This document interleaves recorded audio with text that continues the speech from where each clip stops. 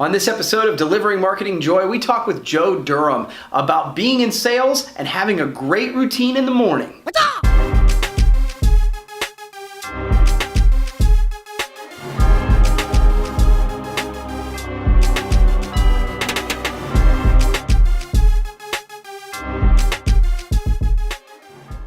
Hey there, and welcome to another edition of Delivering Marketing Joy. I am your host, Kirby Hasseman, and joining me today is a really good buddy I met on a mountaintop, Joe Durham. He's account executive with Halo Branded Solutions. Joe, thanks for taking the time, buddy.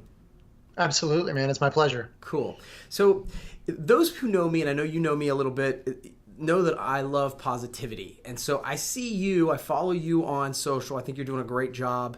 And I see you pushing a very positive message out there. Why? Why is it important, do you think, to push a message of positivity? Honestly, because I think it's necessary. I know that you're a big Gary Vee fan, probably as much or more than I am, right? Yeah. I mean, you've actually met him, haven't you? I have, yeah, absolutely. I think you bought some of his Clouds and Dirt shoes and everything. I do. Now? I was actually looking down. But I think that the volume and the voice of negativity right now, just out in the media and in the world, I think that it's just extremely loud. And I think that if you ask the majority of people, they would say that they're positive and that they're optimistic. Probably 9 out of 10, or maybe even 10 out of 10 people would say that that they are. But if you ask those same people what they thought about the climate of our society, as a whole, they're probably going to lean towards more that it's more negative than it is positive. And so the question really is, if they're so positive, if you're so positive, if I'm so full of joy, then why am I not sharing that? Right. Why am I not posting, tweeting, or snapping something positive each and every day? Yeah. You probably know this. Unfortunately, I think that the answer is because we're afraid of the judgment of our peers or just of other people, maybe even people that we don't even know, some troll on the internet. Mm. We could say that we don't care about what anybody else thinks about us, but honestly, if we really thought about If we really thought that by posting something positive or something uplifting, that message of optimism could somehow, in some small way,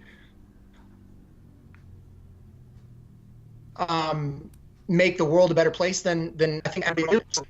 Why don't we? That's kind of been my approach to it, and I think it's just because we value the opinion of somebody else over the opinion that we have of ourselves.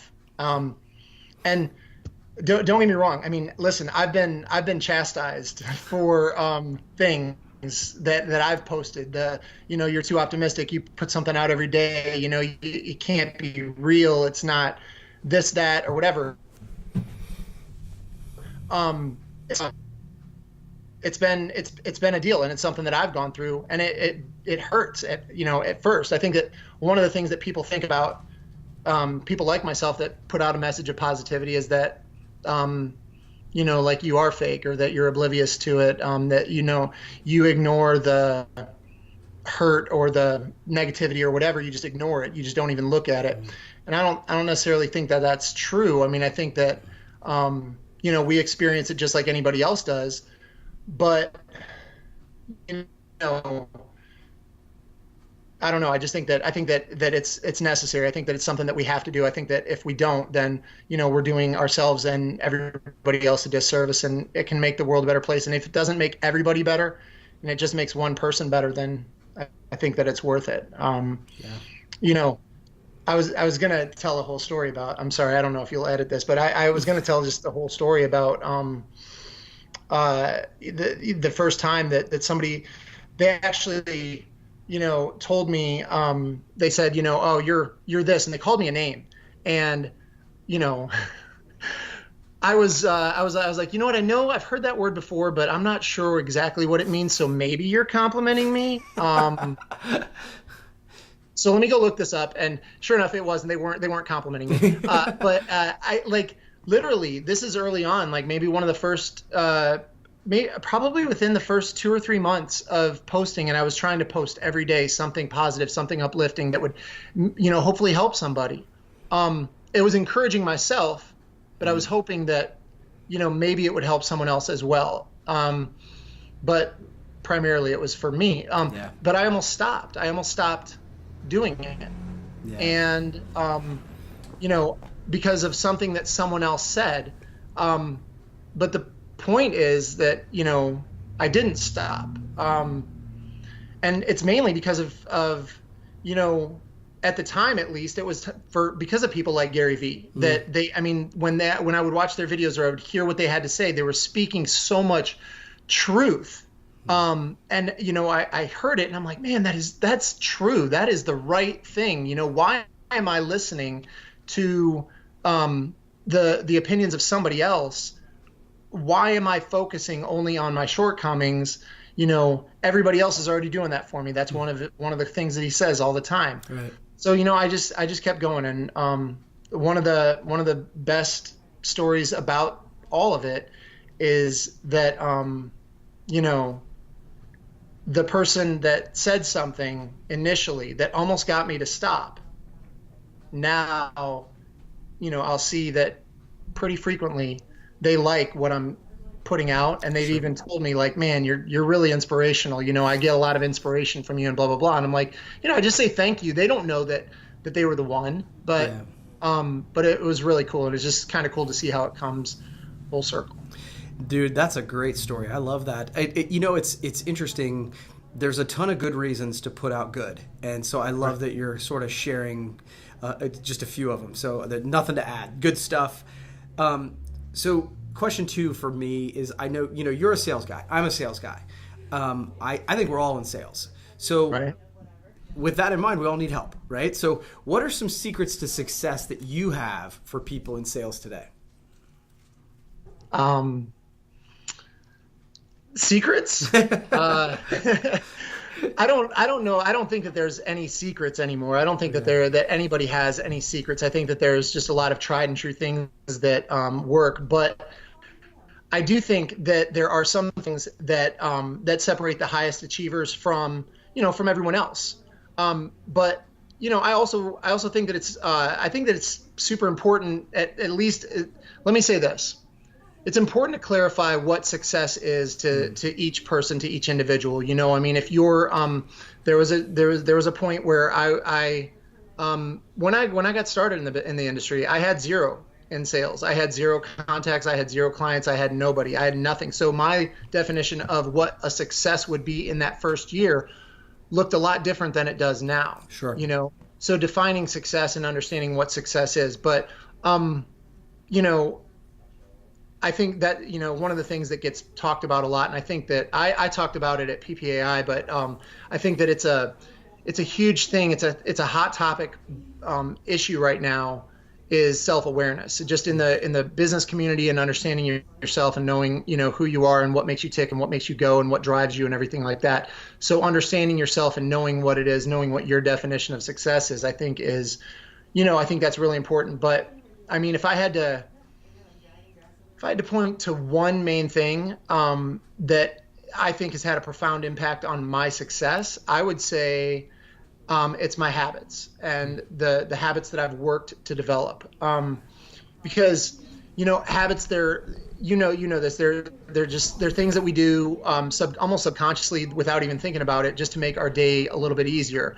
I remember, this is not I'm not stroking you, but I'm telling you, I remember a talk that you gave at PPAI, whether it was 2 years ago or 3 years ago, about your daily routine and your daily habit, and how you go to the same place for breakfast and you get the same food, and because it's one less thing on your plate that you have to think about, one less decision that you have to make. And I remember hearing that, and I was like, that seems weird, I like, variety is the spice of life, but it is true that when we work to establish habits, it does make our day flow easier. And what I didn't realize at the time is that something like 60 or 70% of the things that we do every single day are done through habit. We're not even thinking about doing it. We're just doing it.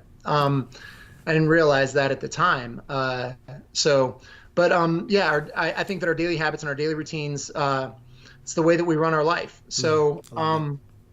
you know, I think that our, I mean, I was going to share one of the things that I do. Okay. It's kind of my routine, my morning habit, because I think that it's helpful. I would love to, for the people that are listening, I would love to provide some value to them. Sure. Not that my habits or my routine is going to be your routine, but I think that understanding, again, what your level or what your definition of success is and everything like that. So, again, hopefully it can add value. Yeah. And, these habits are something that works for me. So, I remember, so where do I say? I remember early on in my career I would listen to other people speak from stage or a podcast or wherever, and I'd be taking notes, almost as if it was my job, if my life depended on it, on the notes that whatever they were saying, I was taking all of it, right? Mm-hmm. And I would review everything, and I'd try to adopt each and every like success habit or routine that somebody else did, because I mean, you've heard it before, success leaves clues. Right. But the problem is that their habits didn't fit my lifestyle, or maybe they were in a place where, it was a different spot for me. So my routine is kind of like this. I wake up at 4:30 a.m. every morning. And I'm sure that a bunch of people just stopped listening. They said, that's it, I'm done. Yeah. I can't, I'm not doing that. Yep. But I love it. I get up so early though, because I want to have my time and quiet time for me. It's funny because I started doing all these things, and all of a sudden I started seeing these. I would get emails, or I would see different messages via social media or something like that that fell in line with everything that I was doing. It was really weird. I got an email just the other day from a guy that I follow, and that he's a mentor of mine, and he talked exactly about this, waking up early and how he wakes up, and he gets up actually earlier than I do, but he calls it the Lion's Hour. And it was really cool because I was like, man, I didn't put a name to my thing. I just wake up when I wake up. But it's basically, and he talks about his routine of what he does and how that has helped him to be successful, but waking up an hour earlier so that he can get his things done before anybody else needs his time, right. Which was a huge factor to his success. But I get up early basically so that I can have that time just me and my thoughts. I can think about my day. I can plan my day. And maybe the number one tip that I could give is it fundamentally, it made a huge change in my life. Is I intentionally took control of my time and my day, because the first thing, I do not check my phone. I do not look at my phone for the first 30 to 45 minutes from the time when I get up. And I heard somebody talk about that. It was Mel Robbins talked about that, and she talked about putting your phone in the other room, and so that it's not next to your bed and it doesn't vibrate, doesn't do whatever. My phone is my alarm clock, so my phone's right next to my bed, but I turn the vibrator off. I turn off all the sounds so that there's no alerts or anything like that. Sure. But I intentionally do that so that I'm not waking up and looking at social media. I'm not looking at emails. I'm not looking at anything else that would detract me. And then all of a sudden now I'm chasing that for the rest of the day. So I tried to be very intentional about, doing that, because our phones can be a huge time saver. They can help us do things a lot more quickly, but they can also be time wasters. Yeah, right. For sure. And we can waste a ton. All of a sudden you're sitting there and you start scrolling through Instagram, or you're scrolling through, Twitter, whatever social media account you're using, and you look up and like an hour's passed and you're like, where in the heck did that hour go? Yeah. And you just wasted an hour of your day or an hour of time, doing that kind of thing. No, I love that. I love the idea of being intentional. That is, and the idea of grabbing your morning and getting up early. Dude, that's good stuff. That's good stuff. Right.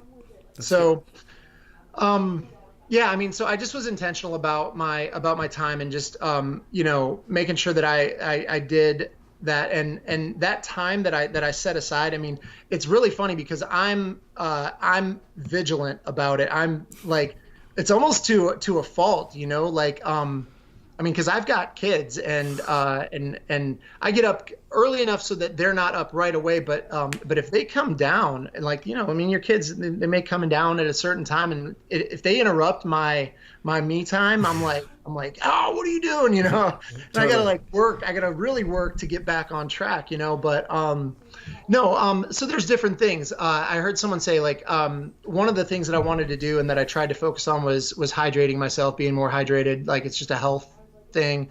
And so I wanted to drink more water, drink half of my body weight in ounces of water per day. And so I heard someone say this, and I was just like, well, that sounds like a good idea. I'll do that. When I get up in the morning, I don't create any of this stuff. Like, I'm not smart enough to create this stuff. I just copy what other people are doing. If it sounds like it'll work, then, that's what I do. But the person said, that when they hit the brew button on their coffee maker, if I haven't already set it the night before to automatically start, but as soon as they hit the brew button on their coffee maker, they will drink, whatever amount of water. And so I just went and found the biggest cup that I could find that held, I knew that if I drank 5 of these, that would be my intake for the day. And so I just get started. That's one of the things. It was a trigger and a hat, like something that I created, that habit, so that I could be hydrated. Then I learned this from Mel Robbins as well. And she said, a lot of times we have these to-do lists of 15 different things, and maybe they're all business related. And then you've got a to-do list of, personal related, like, we got to go to the grocery store, I got to get this, I got to get that, I got to run this person to practice or whatever. But if you just write down, if you can think in the morning in your quiet time, if you wake up early and you do all the things that you're going to do, then if you can think about 2 things, just 2 things that you need to accomplish that day, then you can probably at least get those 2 things done. And if you can finish your day feeling like you've accomplished the 2 most important things, then everything else is a bonus on your list. And that's been extremely helpful. Some people may want to put 5 things down. Some people may only need 1 thing, whatever it is. Again, it's going to work for them. But I write down, and I do all this stuff. I write all this stuff down. I write down, not fancy, just on a little piece of paper, the 2 most important things I want to get done. And then I have these things that I call them dream statements, right? They're things that I write down that I believe about myself that haven't yet maybe come true, or maybe they will never come true. But there's something that I'm always progressing towards, and I'm always trying to obtain. And I write down, I've just literally the other day wrote down, I got my 10th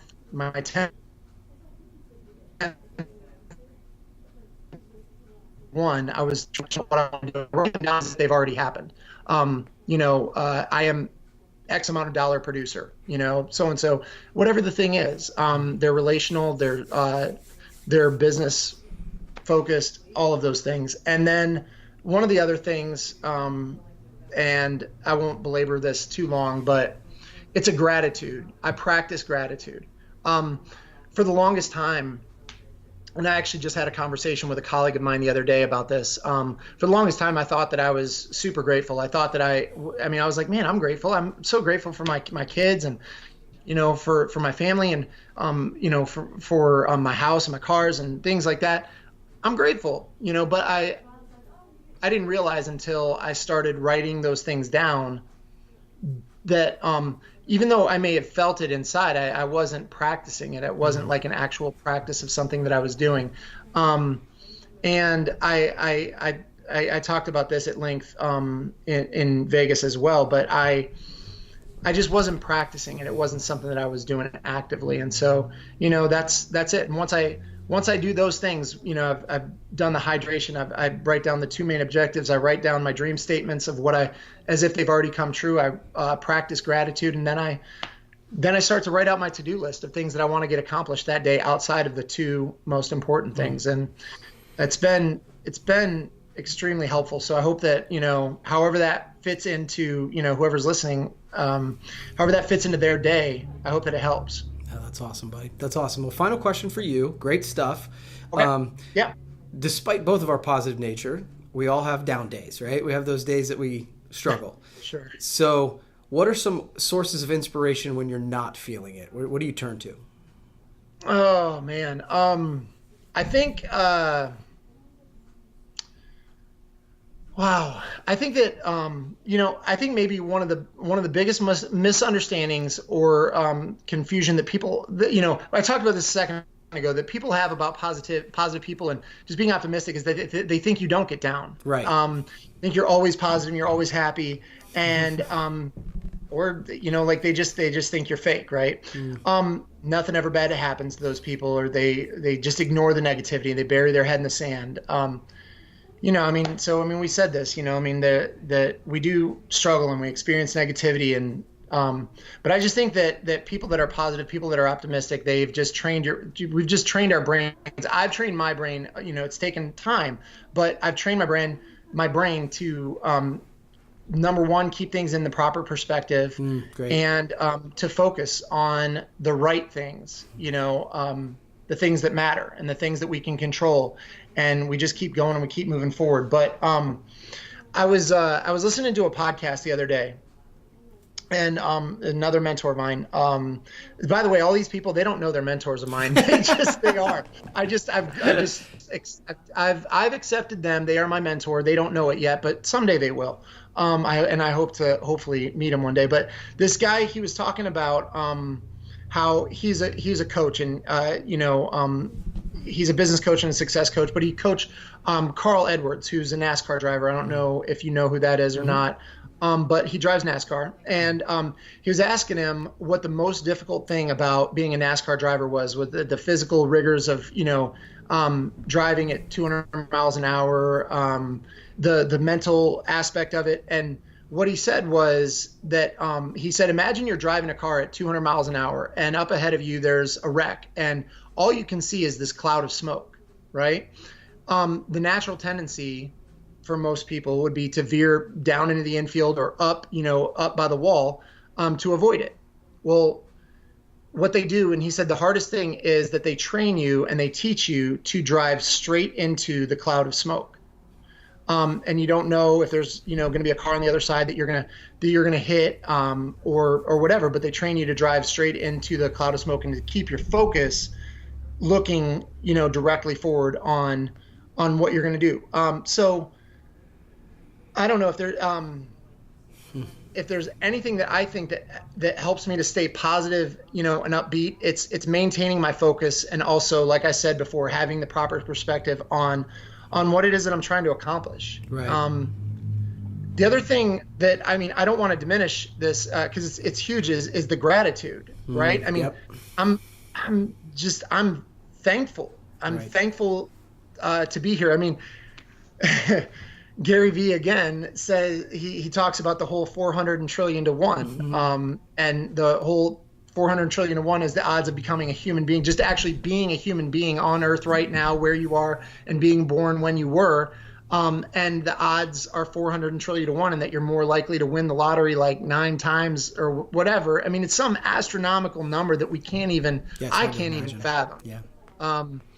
I didn't even know what the word was that guy called me. So, I can't fathom the 400 trillion to 1. But I feel grateful. I feel grateful to be where I'm at. And I know, that I'm not where I want to be all the time, but I'm not where I used to be, and I'm not the worst right now. Yeah. So there's a lot of people that have it a lot worse than I do. So gratitude is a huge thing. Yeah. I'll tell you what, if I may, that's one of the things that I was talking about this the other day. It's that, I think sometimes you kind of alluded to it, that people think people who are positive don't see the potholes. Right? Right. We see the potholes. We just know that there's not potholes on every street. And we're not only looking at the potholes, right? And so that was an analogy that came to me, and I was like, it's not that we don't know that they're there. They do need fixed, right? And so I love that you're talking about, and I'm telling you, gratitude is a great answer for sure. Well, there's two things you just made me think about them. if you're, one of the things that the guy said, that Carl Edwards said to the guy that I was listening, the podcast I was listening to, is he said, if you they tell you not to veer up near the wall, because if you start looking at the wall, if you start looking over and you look at the wall, you're going to veer into the wall and you're going to crash into the wall, because it's whatever your focus is on. Right. Another thing that he said one time was, he said, the whole pothole analogy is that if you are in a car and there are potholes all over the road, if you focus on the potholes, you will veer your car eventually off the road to miss hitting the potholes. But if you just stay focused, you'll stay on the road and you won't, you will avoid the potholes, but you're not going to drive your car off the road. But if you only focus on the problems, then you'll eventually wreck anyways. Yeah, I mean, one tangible thing that I thought of, that I've adopted along the way is, when you're not feeling it, because there are days I get up and there's days, because one of the things I didn't mention that, after all of the stuff that I do in the morning is I go work out. I think working out is it's been a huge factor to just my overall happiness and success and what I deem as being successful for me. But I heard someone say one time that, because there are days where you're just not feeling it, but they said that if you will change your physical state, you can alter your mental state, right? Yeah. So sometimes, and you may not be in a position where you can get up and go for a run, or you may not, be able to have the time to go to the gym, and change your physical state. So you get up from where you are, from your computer, from your laptop, or whatever it is that you're doing. But if you can just get up and walk around, and you can change the physical state that you're in. And one of the things that I heard is, that if music always helps. If you, one of the tips that they gave, if you create a playlist. If you're on Spotify, you can create your own playlist of songs and put a playlist together that no matter what's going on, you're going to get yourself out of a funk, and you can hit that playlist. And if you're listening to it here, or if you've got speakers in your house or whatever, and you can physically get up and move around, maybe even dance a little bit. I don't know. I might floss once in a while, but my kids hate it. They're like, Dad, come on, because I don't know what I'm doing. But but if you change your physical state, you can alter your mental state, because it's true. I mean, it is true. I mean, and it's a very real thing. The mental battle and struggle sometimes, and it doesn't matter how much positive self-talk, right, Stuart Smalley that you give yourself. I'm good enough, I'm smart enough, and gosh darn it, people like me, whatever. I mean, it's just sometimes you just can't shake the feeling. So a tangible thing is that if you can actually get up and change your physical state, you can alter, the mental state that you're in. And I think that's something that, and it has helped me to be able to do that. So that's cool. Well, cool, man. You've answered my 3 questions. I give everybody a chance to ask me one question. Do you have one for me? I do. So I am interested. You are a veteran in the industry, and I don't consider myself to be a veteran in the industry. This is year number 7 year number 7 in this industry. So I don't consider myself to be like a seasoned veteran yet, but I am curious. Just given the state, I'd like for you to put on your Nostradamus hat and tell me where you see the industry being 10 years from now, and where you see the projection of the way things are going, not just necessarily in the economy, but just mainly in this industry, and how you see it progressing 10 years down the road. Cool. No, it's a great question. So what I've seen happening in the last couple years, and I see it continuing this trend, is I feel like that the industry is going in 2 directions. So, and both of them can be successful. So I think that there's the side that's going to be price oriented. These are the folks that are most, like many of the online pieces, that they are going to compete on price, right? Because they're going to be worth the Google. And then there's going to be the what I call the agency model, but in reality, it's just value added, right? So they're the people who come up with more creative direct mailing campaigns or that have added services. And I feel like they're veering. I think the place where you don't want to be is here, where you're like, Right. you're In the middle. yeah, you're not necessarily the least expensive, but you don't actually add any value either. These people are going to get crushed. And I think you can compete on the value add if you're online too. So I don't want to, but it's you're either going to compete on price or you're going to figure out a way to add value. The rest, I think, are going to go away. And so that's sort of the prediction that I think we're going to see over the next 10 years. And from my perspective, it's already starting to happen. Yeah. Yeah. Yeah. I would agree. I would agree. That's interesting. Cool. Well, brother, you've done it. Great job. And I will have to do it again. Okay. I appreciate it. Thank you so much. Yeah, absolutely. Well, that's going to wrap up this edition of Delivering Marketing Joy. We'll see you next time.